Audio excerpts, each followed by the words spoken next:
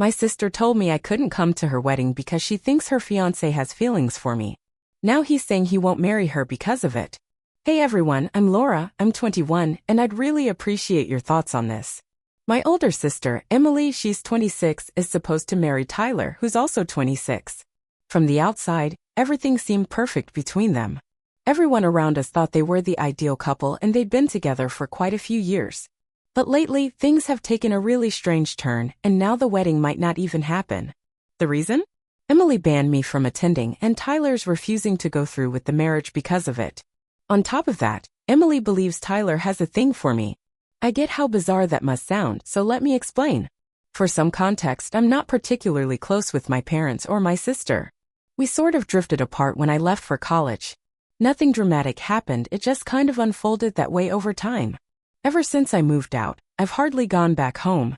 I'd usually spend spring break traveling or visiting my grandparents instead of returning to the house.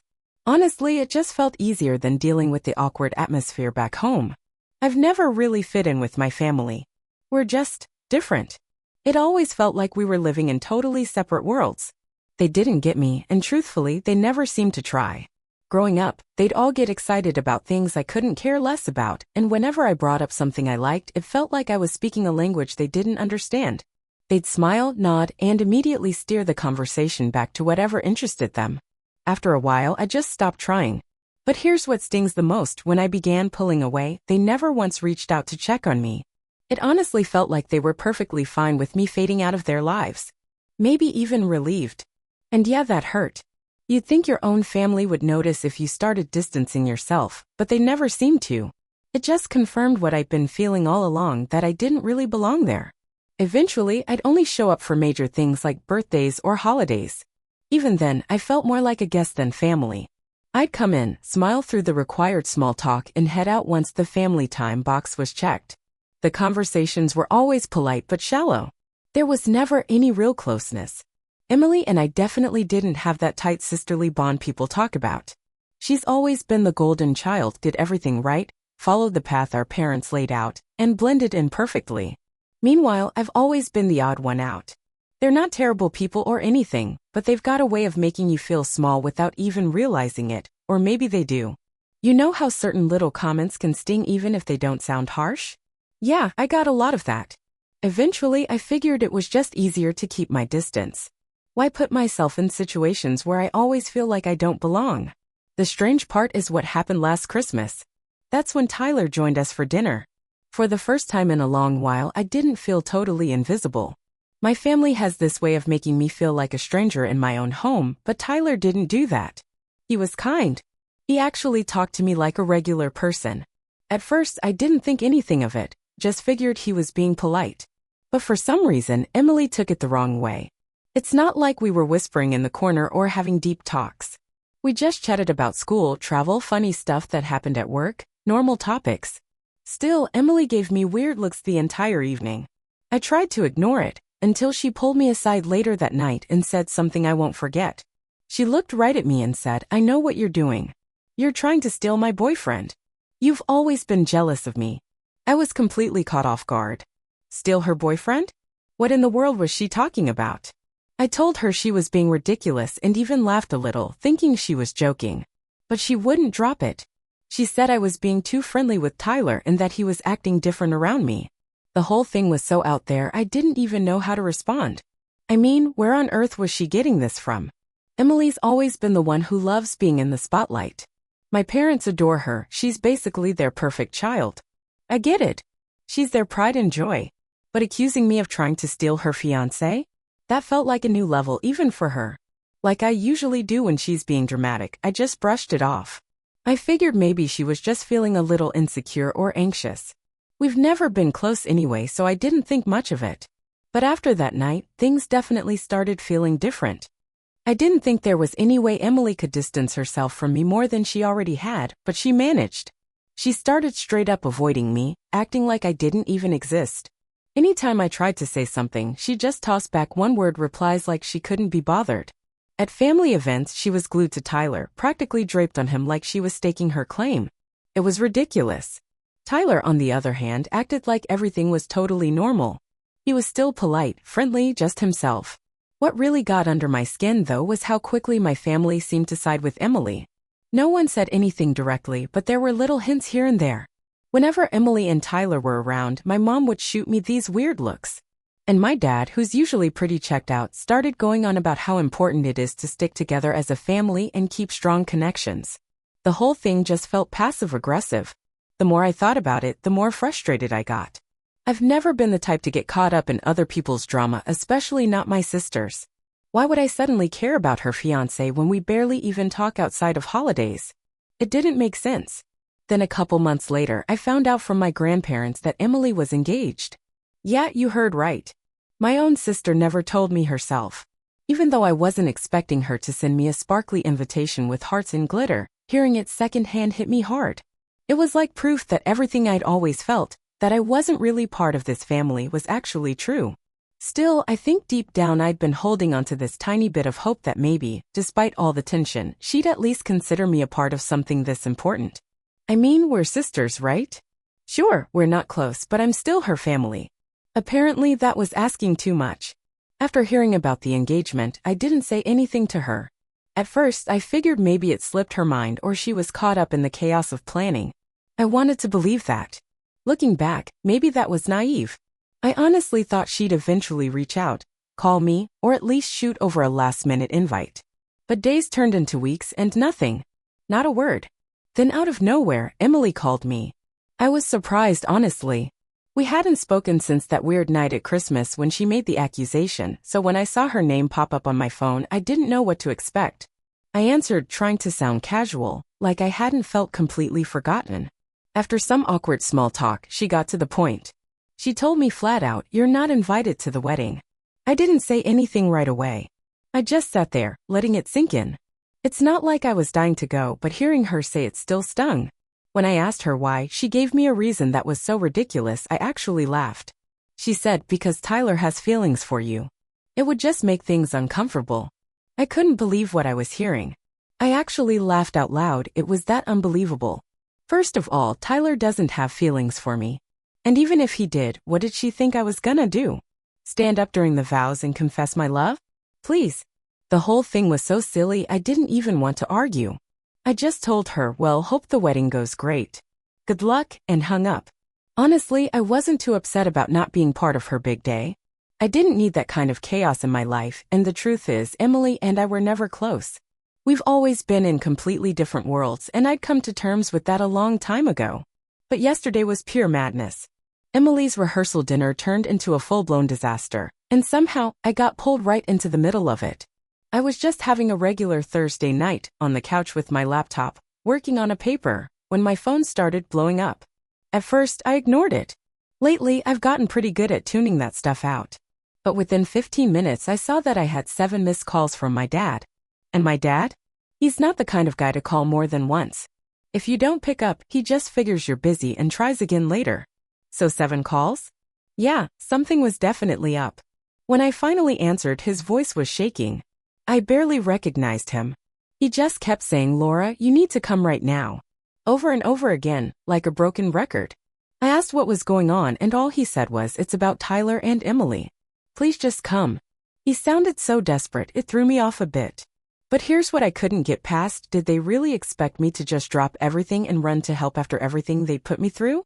After the accusations and being completely cut out of the wedding? I told him flat out, "Dad, I'm not invited to this wedding." Emily made that pretty clear. But he just pleaded, "Laura, please. Tyler says he won't go through with the wedding unless you're there." That stopped me cold. Wait, what? Before I could even wrap my head around that, another call came through. This time from my mom. When I picked up, she was in tears, full on crying. She kept saying, "Your sister needs you." Like she'd completely forgotten how they'd all treated me these past few months.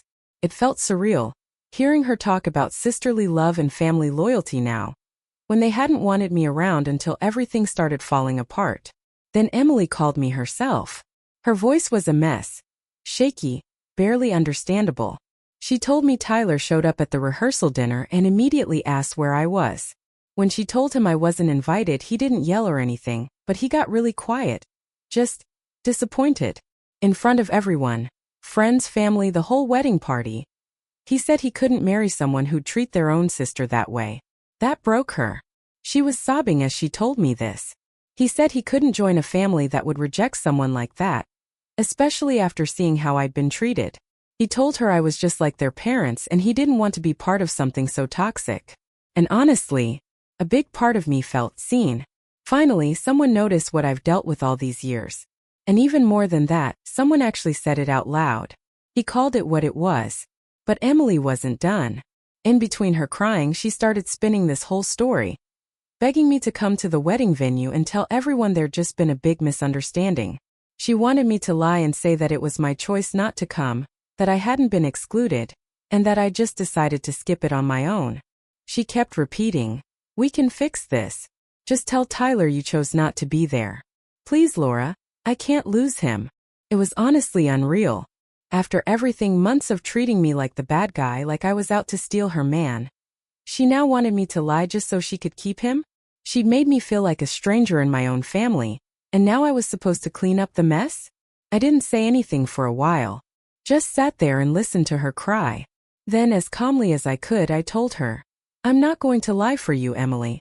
These are the consequences of your choices, cutting me out, pretending I didn't exist.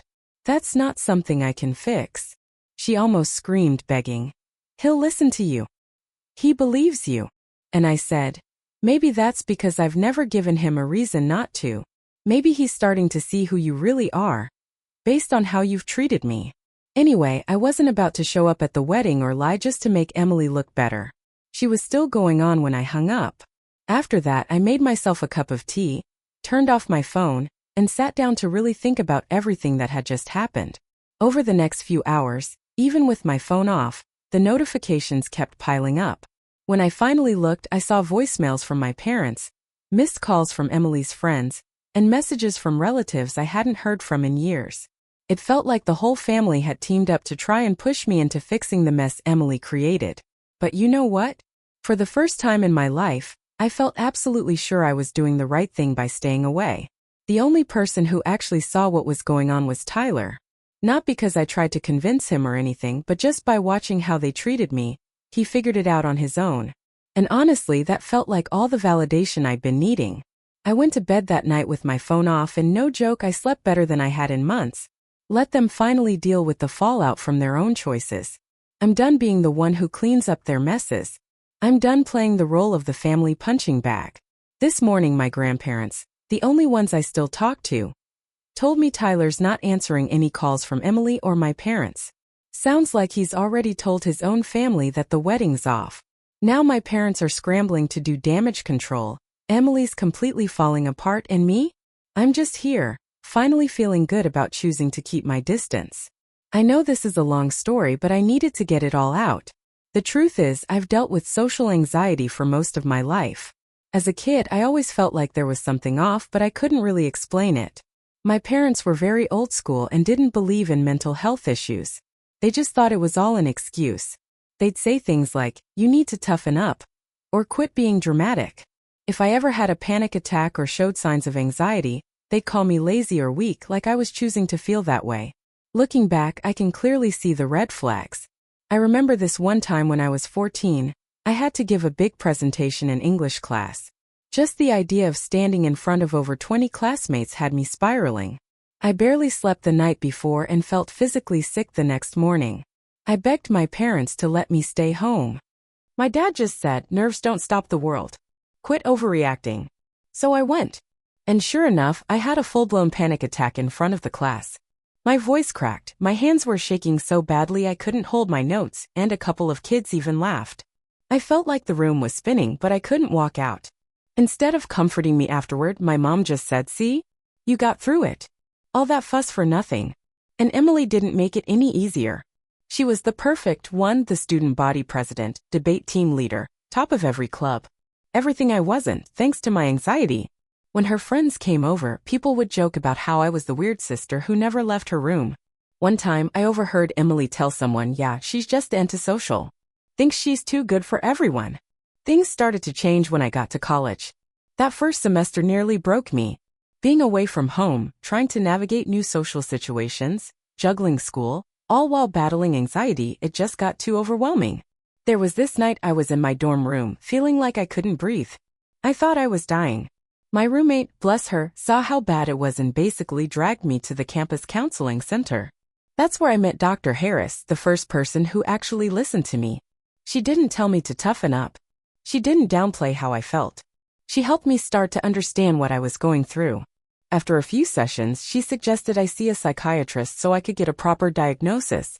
Getting diagnosed with social anxiety disorder felt like finally putting a name to the monster I'd been fighting my whole life.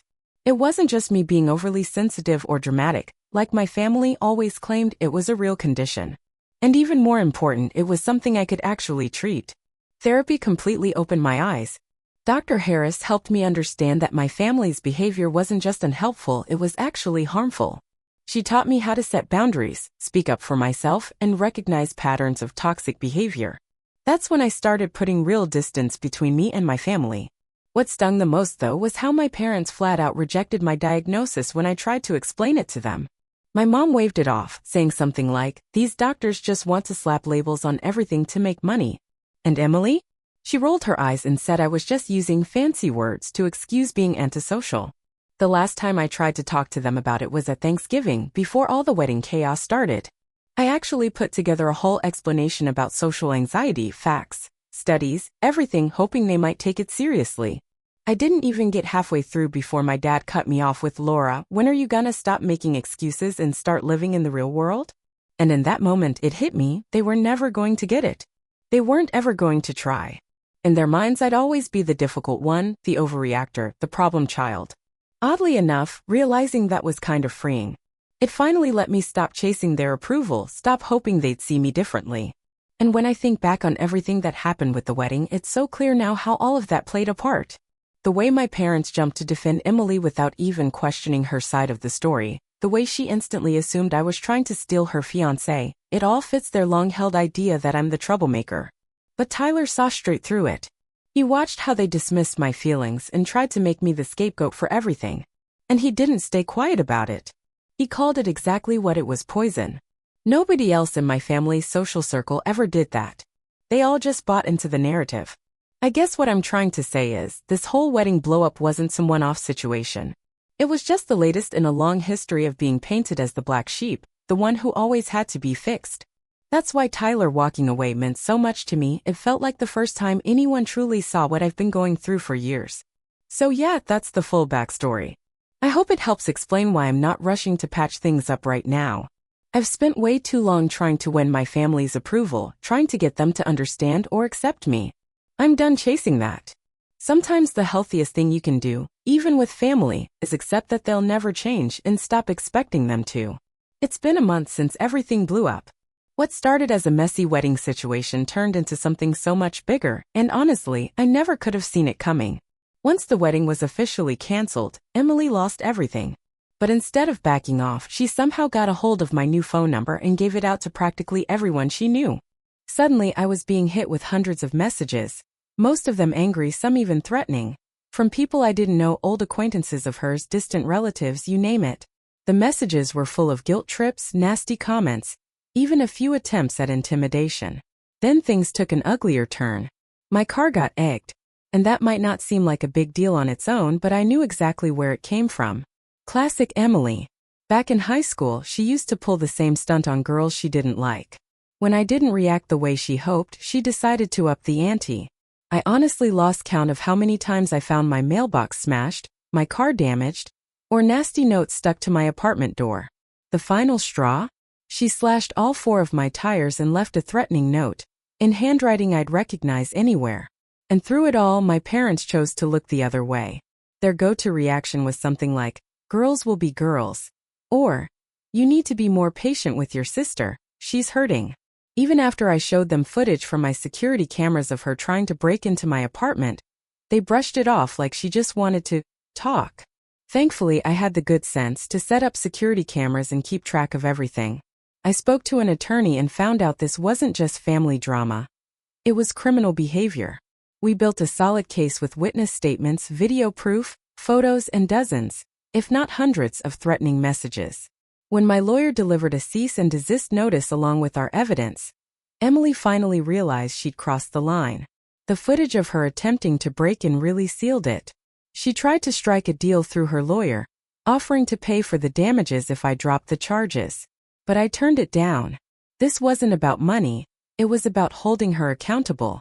The court process moved quickly.